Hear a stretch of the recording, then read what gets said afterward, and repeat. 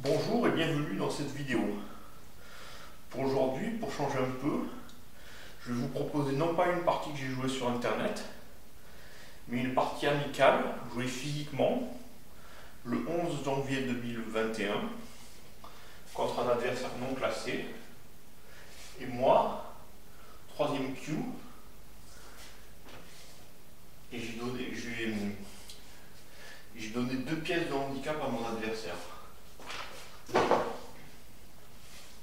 C'est une partie qui a été jouée sans limite de temps, donc vous allez donc voir cette partie avec ses erreurs instructives.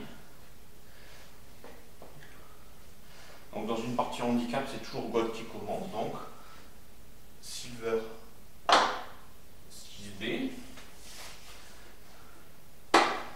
Pion 7F pour ouvrir la diagonale du fou, Pion ici, développe en général,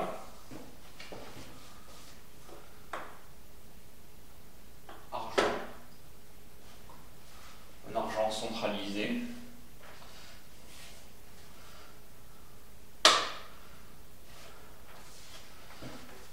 ce coup général n'est peut-être pas peut-être un peu maladroit parce qu'il bloque la diagonale du fou. Puis le général d'or n'est pas forcément très bien placé ici. Il était préférable de plutôt jouer l'argent ici, pour ensuite jouer le général d'or ici et le roi ici pour obtenir une formation qu'on appelle le château du crabe. Ou alors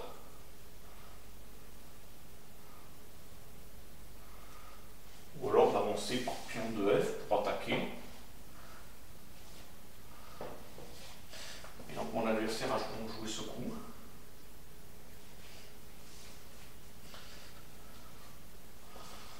Moi, général ici pour protéger ce flanc.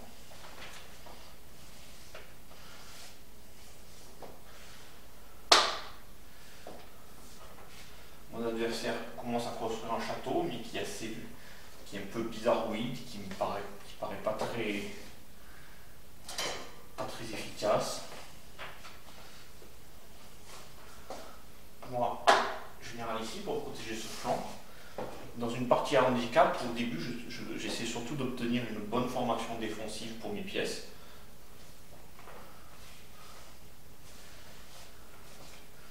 Argent ici.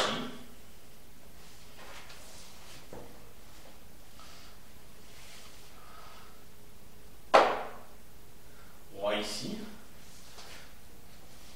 Pareil, dans une partie handicap, le roi participe activement à la défense.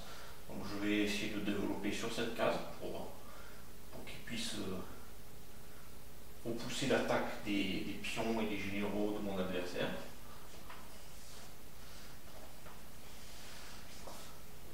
Pion ici.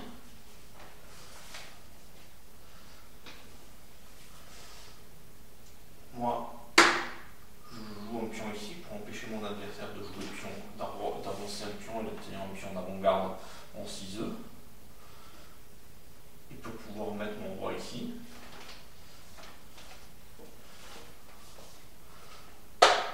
Développe en général.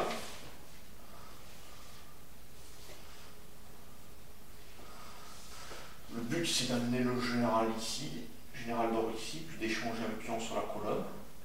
Puis soit d'obtenir sur la colonne 7, la 7e colonne, soit d'obtenir un pion en main, soit d'obtenir un pion d'avant-garde, selon la réponse de l'adversaire.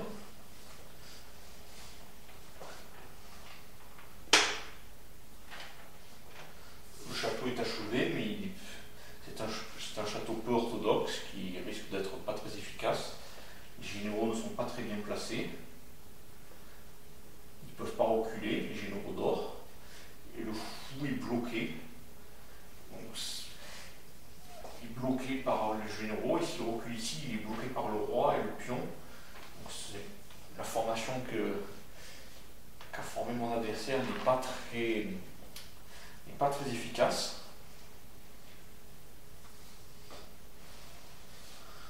Bon. Moi je passe mon plan avec général 7C.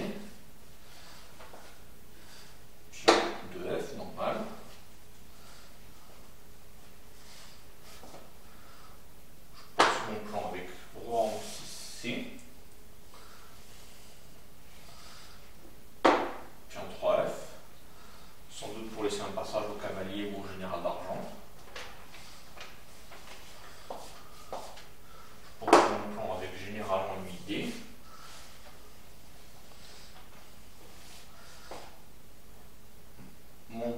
offensif.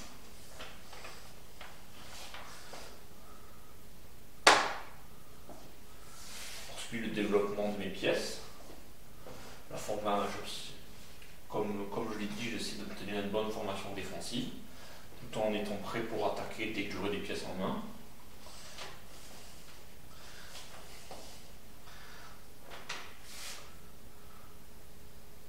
Sans doute pour m'empêcher de jouer le cavalier ici, ce coup de pion. Le cavalier ici, comme vous voyez. Pion 9D, peut-être pour plus tard viser une attaque de coin par ici. Et là, s'il devient un 8G, peut-être pion 9F était à préférer pour m'empêcher de pousser pion 9E et d'obtenir une pression sur le coin. Donc moi je continue immédiatement par pion 9E.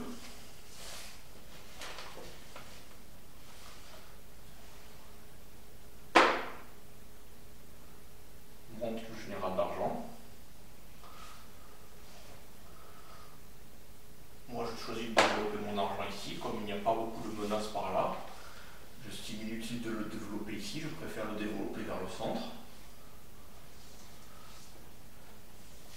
Le fou de mon adversaire étant un peu coincé, il ne menace pas grand chose, donc le général se trouve bien placé ici, le général d'argent bien placé ici.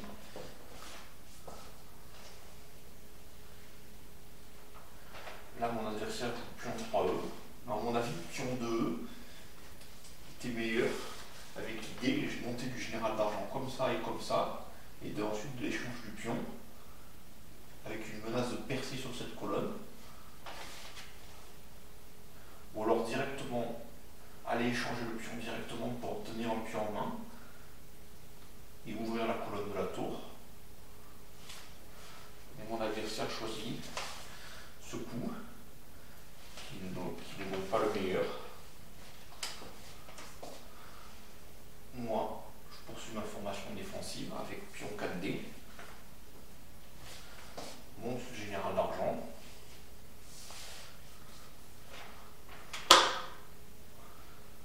Continue le développement de mes pièces.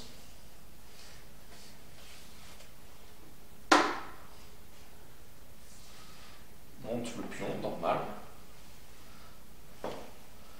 Et peut-être,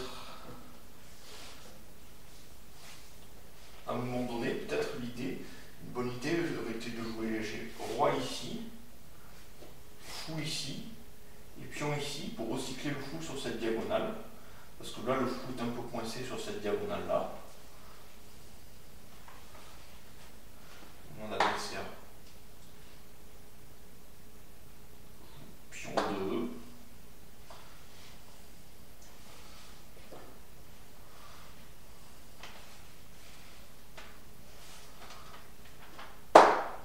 Moi, pion 1D.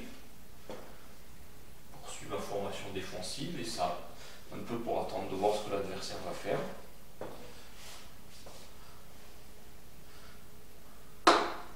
Pion 4F.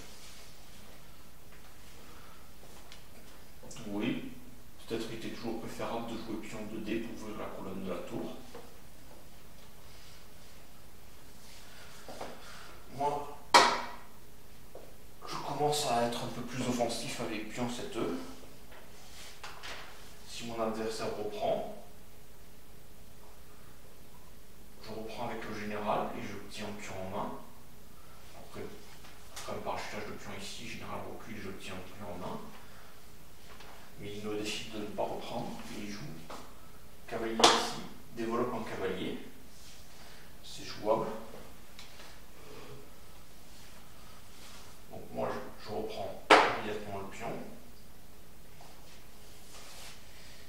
Il reprend avec ce général.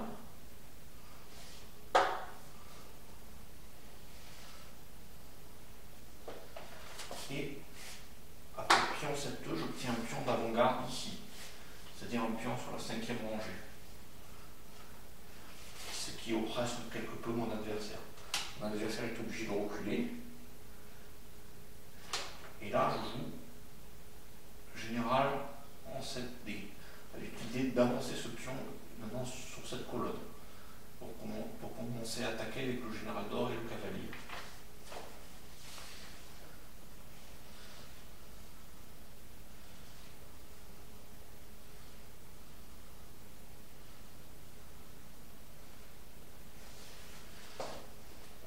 Pion 5F.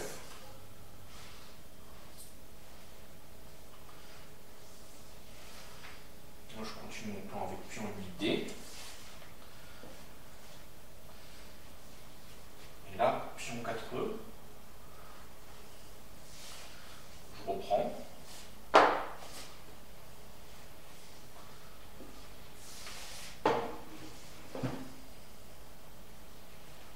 Et là, la reprise avec le cavalier, mon adversaire a repris avec l'argent, mais la reprise avec le cavalier était meilleure parce que le cavalier était bien placé ici. Après, le général d'argent vient là, et on poussait le pion 2D, et on obtenait une formation un peu plus offensive. Mais je choisis de reprendre avec l'argent. Moi, je poursuis mon plan avec pion 8E.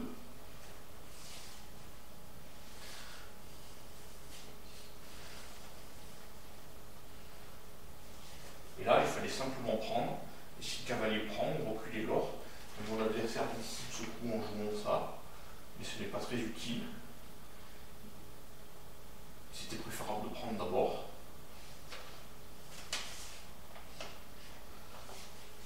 Moi, je prends en 8F.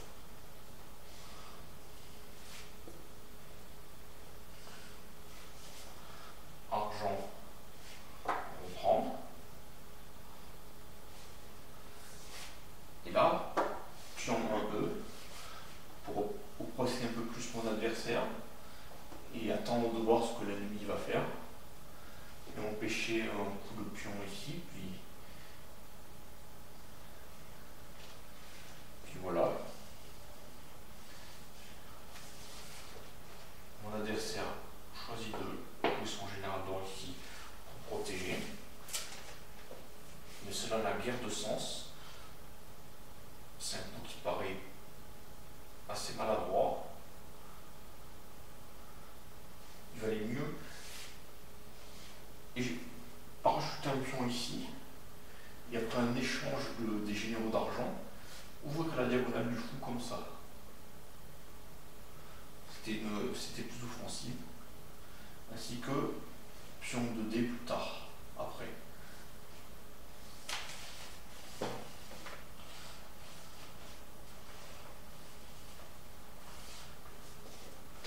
Moi je colmate la brèche en 4D, avec un parachutage de pion. Bon, le général d'argent doit reculer. Ici vers 3F. Et là je parachute un pion en 8. J'obtiens un autre pion d'avant-garde. Et mon adversaire doit reculer. Toujours une formation assez peu. Une formation des généraux qui n'est pas très très bonne pour mon adversaire. Alors que moi j'ai obtenu la position que je désirais. Une très bonne position défensive et prête pour l'attaque. Mais bon, comme j'ai 2 pièces de handicap, c'est quand même mon adversaire qui a l'avantage encore.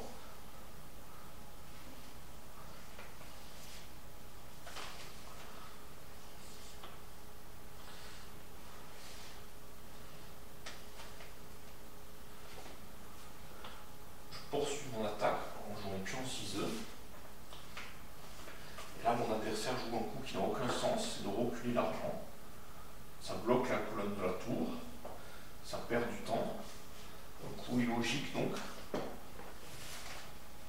fallait simplement prendre le pion et sur le cavalier prend, on montait l'argent ici. Donc, moi je prends le pion.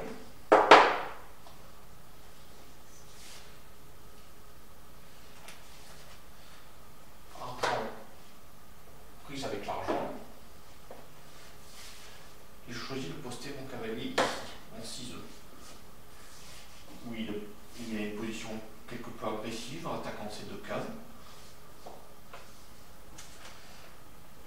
Mon adversaire choisit de l'échanger immédiatement contre l'argent. Ça fait une légère perte matérielle, mais au moins il se débarrasse du cavalier. C'était jouable pour l'instant. Il obtient le cavalier en main. Et moi j'obtiens de l'argent en main après la reprise.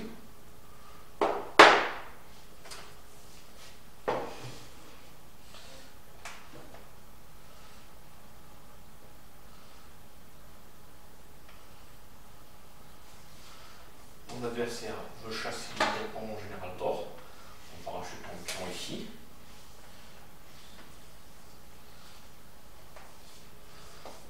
Moi je vais au contact des généraux de mon adversaire pour obtenir des pièces en main et peut-être avancer ce pion.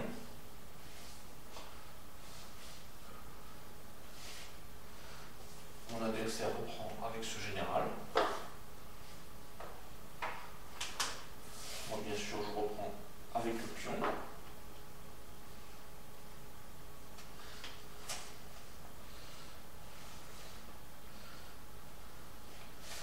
Et mon adversaire prend le pion, mais c'est une grosse faute. Il fallait simplement fuir avec le roi. Avec ce coup, par exemple. Pour éviter le roi, pour éviter pour s'éloigner de cette colonne qui est assez dangereuse pour le roi, et ça laisse un passage pour la tour en même temps. Mais il choisit de prendre le pion.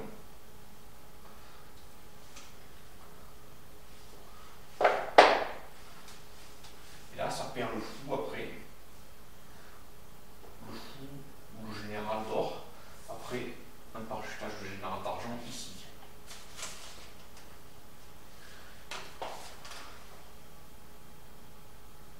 Mon adversaire choisit de sacrifier le fou contre l'argent en jouant et de roi 6G pour protéger ce général d'or qui était reprise. Et ça laisse un passage pour la tour qui protège maintenant le fou. Moi je prends simplement le fou avec promotion.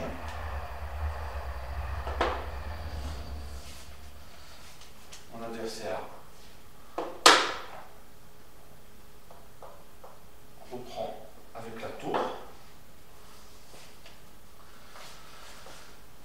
Et moi, je fais un parachutage de fou ici, en 4i.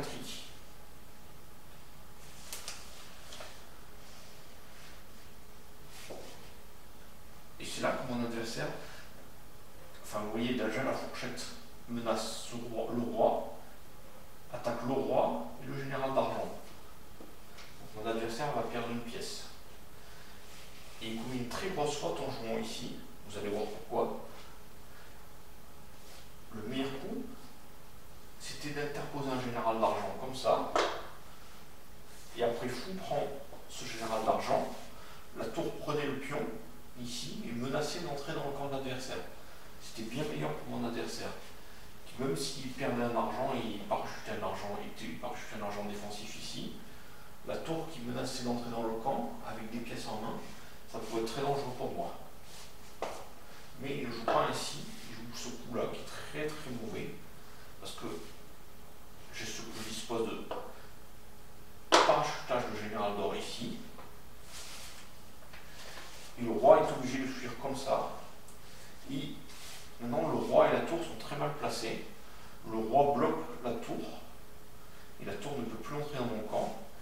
Et moi, je vais gagner simplement une pièce en prenant cet argent, tandis que le roi de mon adversaire est exposé et sa tour est inactive. Donc je prends l'argent avec promotion.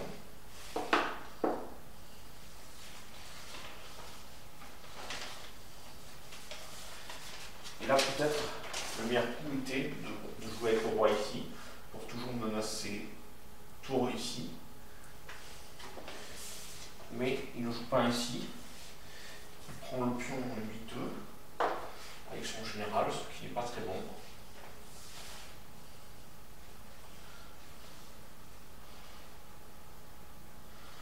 Moi, je prends le cavalier qui est en prise. J'obtiens ici une autre pièce en main pour attaquer plus tard. À ce stade, c'est déjà moi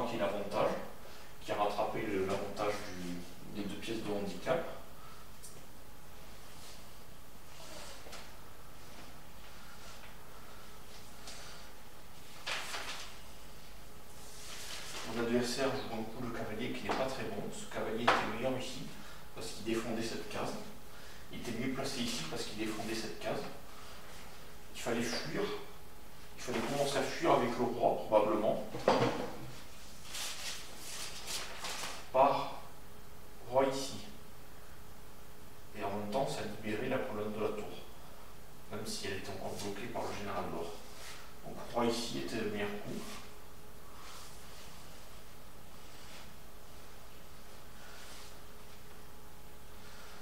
Il joue ce cavalier ici.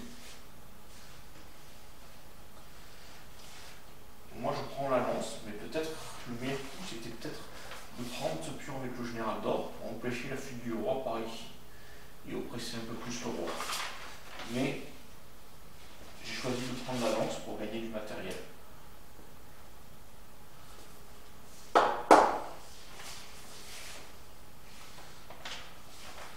Mon adversaire entame une contre-attaque, mais ça paraît un peu trop tard, avec N6E. La fuite du roi était peut-être toujours meilleure, par roi ici.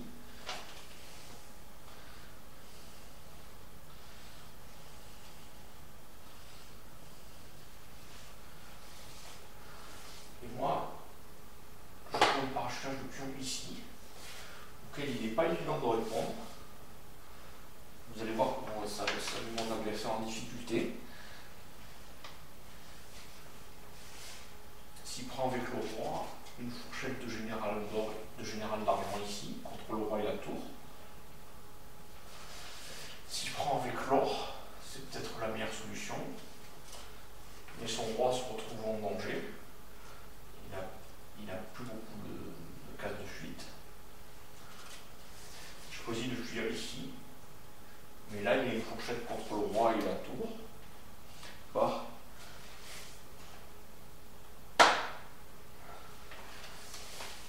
vers 8G.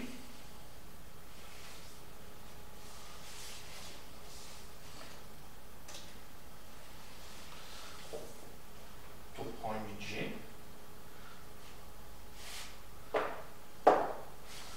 Et voilà, la tour est perdue pour mon adversaire.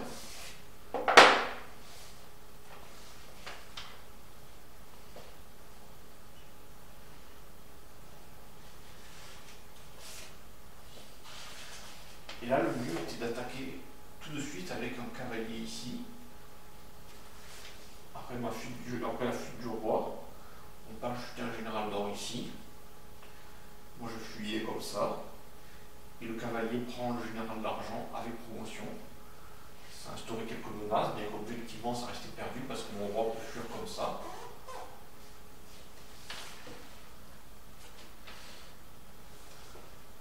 Mon adversaire prend le général d'or, ce qui est un mauvais coup. Parce que là, normalement, le mat est forcé pour moi.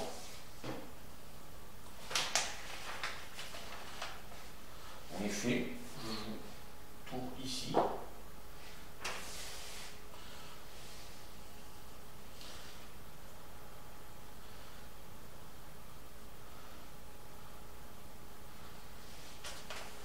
Mon adversaire joue en 5H. Et là, il y a un mat forcé, mais que je n'ai pas trouvé. Un mat forcé, un tsoumé, ce qu'on appelle un tsoumé, un mat forcé avec que des échecs, en commençant par jouer le cavalier ici.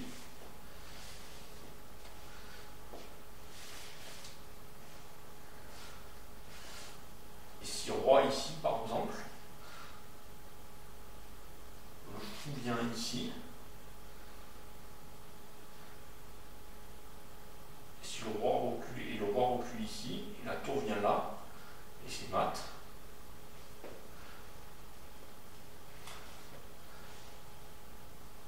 Si le roi recule ici, par exemple, tour vient ici avec promotion, roi recule là, tour là et c'est mat.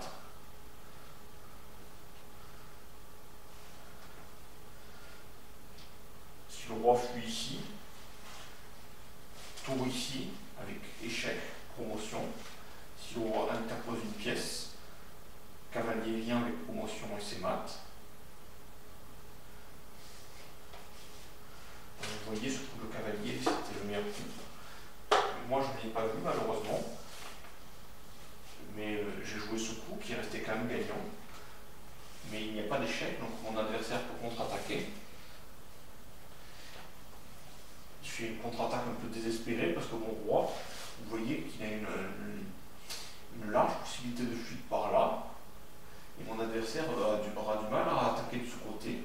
Donc il est obligé d'attaquer de ce côté. Et quand il aura utilisé tous ses généraux, il sera obligé de subir mon attaque de mat.